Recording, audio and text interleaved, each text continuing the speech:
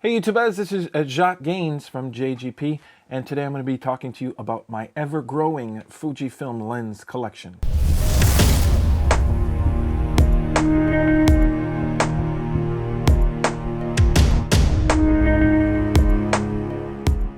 Hey YouTubers, today I'm going to babble. Talk a bit about my lenses and how I like them, what I think of them so far, and get your feedback on how you have used these lenses. I have bought 4 so far, and here they are. I will start off with a spoiler alert and tell you guys that I do love all of them. Today is not very technical, it's just me talking about how I use them so far. So if you do want a technical review, this is not the place to come.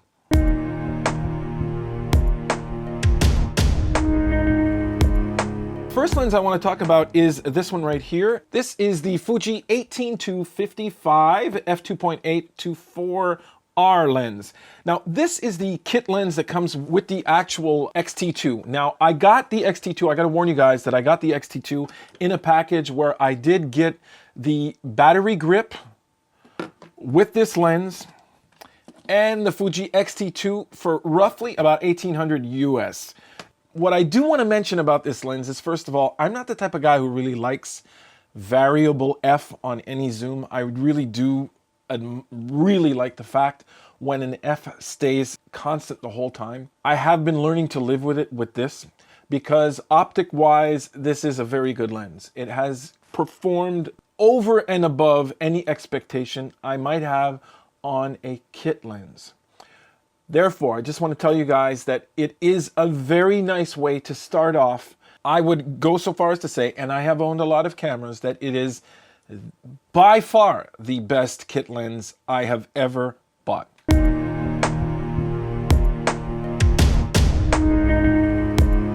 At the same time, I had a bit of cash because of the sale. I had a bit of extra cash left. I went out and bought this lens, and I wasn't expecting much. I said it's an f2. Can I use it for portraits? Maybe I can use it for street because it's small. And as you can see, it's quite stubby. It's a stubby lens. Do not let that fool you about this lens. This lens is absolutely amazing. I really have enjoyed every minute of using it. Obviously, because it's a fixed focal, the optics are going to be superior to any zoom lenses you do have. But I just want to say that I have used it on so many different things I never expected I would use it for. I've been using it for portraits, believe it or not. I have to come in a bit close on the model, but it doesn't really matter. You know, it comes out to about a 52mm equivalent, so it can be used for portraits. It's at f2, so a lot of people say, well, the opening isn't wide enough. I haven't experienced that because at f2, I think you can get all the bokeh you want and get some low depth of field, enough shallow depth of field to get a background on a model nice and blurry. This lens has totally surpassed any expectations I would have of a 35mm fixed. It is really nice. It's small and it's fun to use. Do not let this little stubby type of form factor on it fool you because it has performed very, very well. I will leave a link below to one of the assessments I made on this lens. I was pretty excited in that video, so check it out.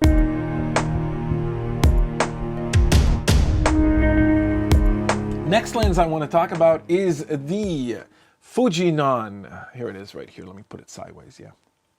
Is the Fujinon XF 55 to 200 f 3.5 to 4.8R LMIOS lens. Oh, by the way, I forgot to mention that this kit lens also is image stabilized, the 18 to 55, just so you know. So let's get back to this. This is the 55 200 f 3.5 to 4.8. Now, this lens is a tad dark for a zoom lens because I do, for myself, use the zoom lens in event situations and also for run and gun model photo shoots. For the run and gun, it's not that bad. It's dark, but that's okay. I'm closing down a lot because I'm outside, so it doesn't really matter. But as soon as I do events, I need to open up a lot. Now, I think one of the big reasons I got it and not the 2.850 to 140, I believe, I did not get that lens because it was so expensive. Now this one is priced roughly at about 900 in Canada. I don't know what that comes out to in the US, but so far, again, this has surpassed any of my expectations on a zoom lens that's a bit closed down. It also, with the iOS, it's kind of fun. So I can actually use that stop tolerance a bit. It helps a bit. Now, the images coming out are great. I know I haven't said a lot of bad about the Fuji system, but all these lenses are kicking ass.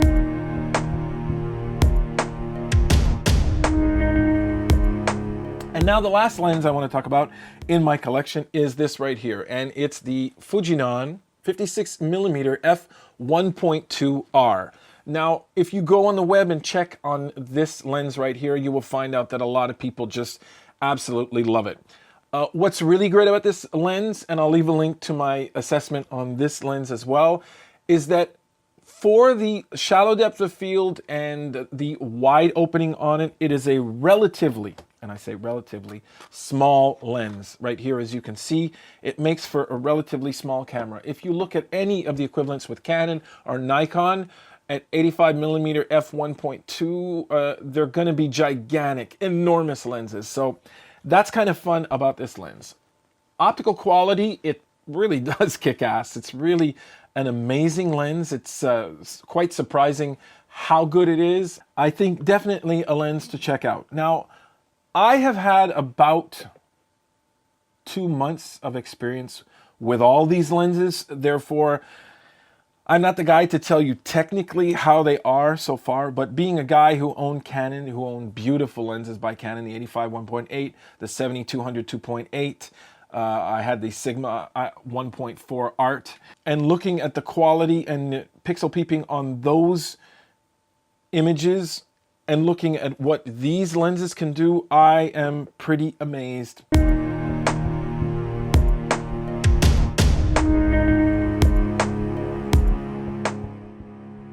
Now, before I end this video, there are two things that might bother me a tiny bit about the Fuji system.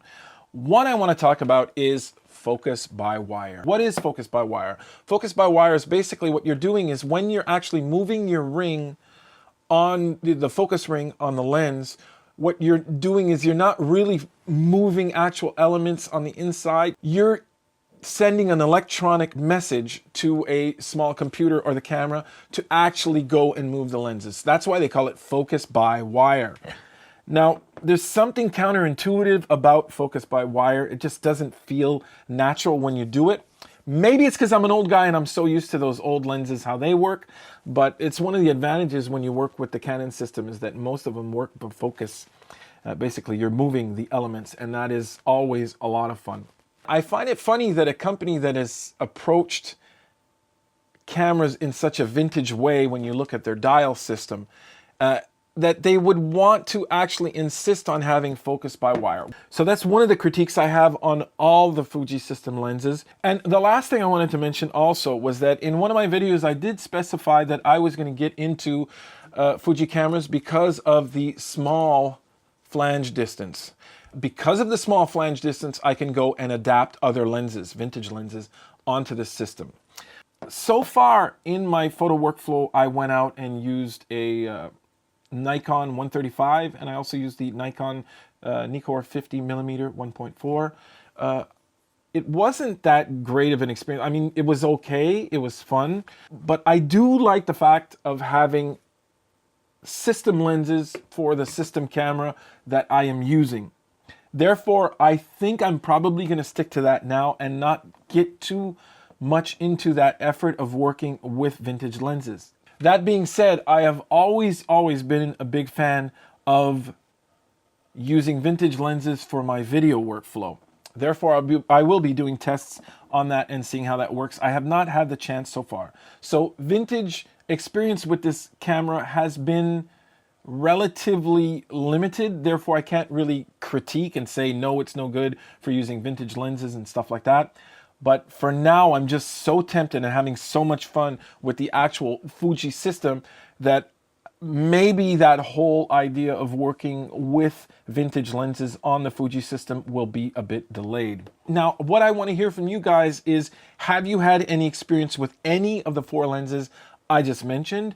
Also, again, I'm going to talk to you to give me feedback on your vintage workflow. Leave your feedback below.